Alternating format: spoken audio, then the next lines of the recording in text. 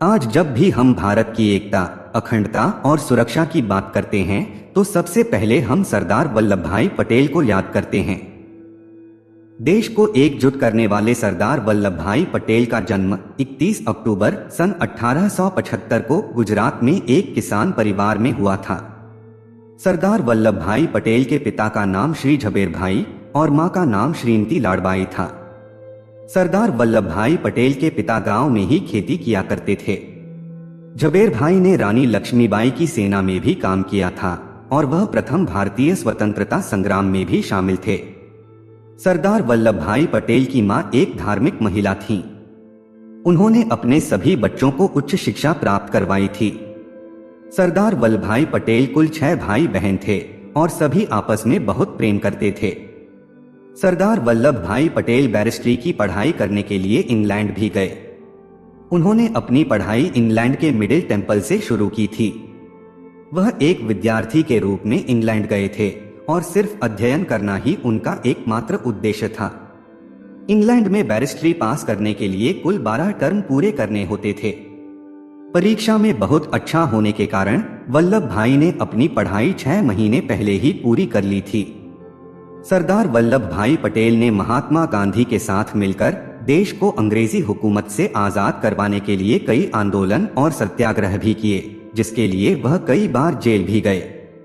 Jail में सरदार पटेल और गांधी जी कई महीनों तक साथ रहे, जिसमें सरदार पटेल ने गांधी जी की बहुत सेवा की। 15 अगस्त सन 1947 को ब्रिटिश सरकार ने भारत छोड़ने का ऐलान कर दिया था और लंबे संघर्ष के बाद देश को आजादी मिल गई थी। आजाद भारत का पहला प्रधानमंत्री पंडित जवाहरलाल नेहरू को बनाया गया तथा उप प्रधानमंत्री और गृह मंत्री सरदार वल्लभ भाई पटेल को बनाया गया। सन 1947 में जब भारत को आजादी मिली तो उस समय देश में कुल 562 छोटी बड़ी रियासतें थीं। इन सभी रियासतों को भारत में विलय करना बहुत मुश्किल और बड़ा काम था। यह काम गृह मंत्री होने के नाते सरदार पटेल को दिया गया। सरदार वल्लभ भाई पटेल ने वीपी मेनन के साथ मिलकर सभी रियासतों को पत्र भेजा और उनसे भारत में शामिल होने के लिए कहा, जिसके बाद कश्मीर, हैदराबाद और जूनागढ़ की रियासतों को छोड़कर बाकी सभी रियासतें भारत में शामिल हो गई थीं। लेकिन कुछ समय बाद सरदार पटेल ने अपनी समझ और परिश्रम से हैदराबाद और जूनागढ़ की रियासतों को भी भारत में शामिल कर लिया था। देश की आजादी की लड़ाई में और देश को एक राष्ट्र बनाने में सरदार वल्लभ भाई पटेल का योगदान महत्वपूर्ण था। उनकी इस दृढ़ता, निष्ठा और विश्वास के लिए उन्हें सरदार और लौह पुरुष की उपाधि मिली। 12 दिसंबर सन 1950 को बंबई में मां भारती के इस तेजस्वी लाल का स्वर्गवास हो गया। सन 1991 में उन्हें मरणोपरांत भारत रत्न से सम्मानित किया गया। भारत सरकार ने वर्ष 2014 को सरदार पटेल की जयंती 31 अक्टूबर के दिन राष्ट्रीय एकता दिवस के रूप में मनाने की घोषणा की। खंड खंड में बटे भारत को अखंड भारत बनाने में सरदार वल्लभ भाई पटेल की भूमिका सबसे अहम रही है। आइए सुनते हैं भारत के इस अमर सपूत के कुछ अनमोल वचन। जो तलवार चलाना जानते हुए भी अपनी तलवार को म्यान में रखता है, उसी को सच्ची अहिंसा कहते हैं। सेवा करने वाले मनुष्य को विनम्रता सीखनी चाहिए। वर्दी पहनकर अभिमान नहीं, विनम्रता आनी चाहिए। बोलने में मर्यादा मत छोड़ना, गालियां देना तो कायरों का काम है। उतावले उत्साह से बड़ा परिणाम निकलने की आशा नहीं रखनी चाहिए।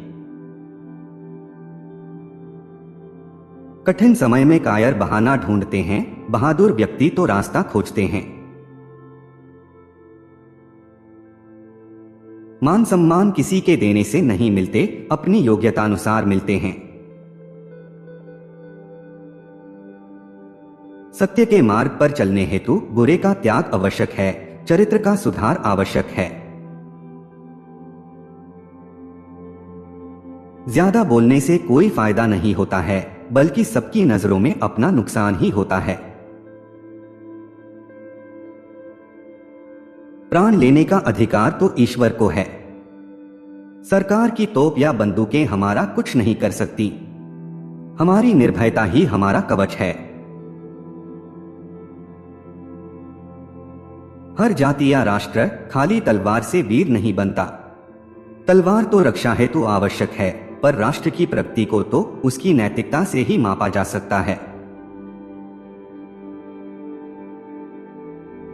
शारीरिक और मानसिक शिक्षा साथ साथ दी जाए, ऐसी व्यवस्था होनी चाहिए। शिक्षा इस तरह की हो जो छात्र के मन का, शरीर का और आत्मा का विकास करे। सत्ताधीशों की सत्ता उनकी मृत्यु के साथ ही समाप्त हो जाती है, पर महान देशभक्तों की सत्ता मरने के बाद काम करती है। इसलिए देशभक्ति अर्थात देश सेवा में जो मिठास है वह और किसी चीज में नहीं। बेशक कर्म पूजा है, किंतु हास्य जीवन है। जो कोई भी अपना जीवन बहुत गंभीरता से लेता है, उसे एक तुच्छ जीवन के लिए तैयार रहना चाहिए। जो कोई भी सुख और दुख का समान रूप से स्वागत करता है, वास्तव में वही सबसे अच्छी तरह से जीता है। त्याग के मूल्य का तभी पता चलता है जब अपनी कोई मूल्यवान वस्तु छोड़नी पड़ती है। जिसने कभी त्याग नहीं किया वह इसका मूल्य क्या जाने। कर्तव्यनिष्ठ पुरुष कभी निराश नहीं होता। इसलिए जब तक जीवित रहें, कर्तव्य करते रहें तो इसमें पूरा आनंद मिलेगा। इस देश की मिट्टी में कुछ अलग ही बात है, जो इतनी कठिनाइयों के बावजूद हमेशा महान आत्माओं की भूमि रही है। शक्ति के अभाव में विश्वास व्यर्थ है। विश्वास और शक्ति दोनों किसी महान काम को करने के लिए आवश्यक हैं। संस्कृति समझ बूझकर शांति पर रची गई है।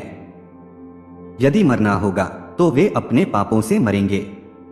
जो काम प्रेम व शांति से होता है वह वैरभाव से नहीं होता।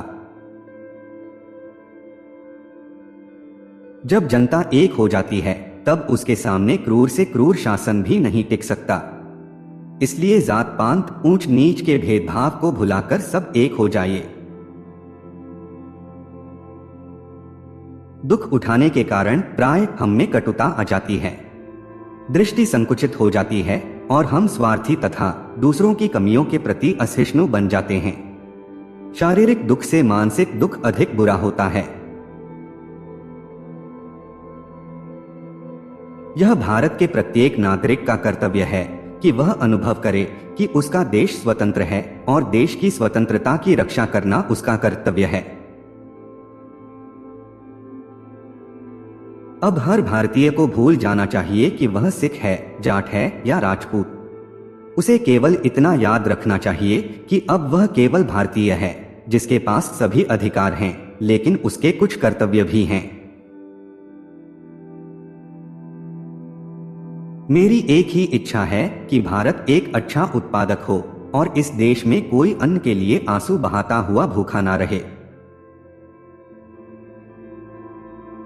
जब तक हमारे अंदर का बच्चा जीवित है, तब तक अंधकार में निराश की छाया हमसे बहुत दूर रहेगी। आपको अपना अपमान सहने की कला आनी चाहिए। सेवा धर्म बहुत ही कठिन है। यह तो कठिन कांटों के सेज पर सोने जैसा है।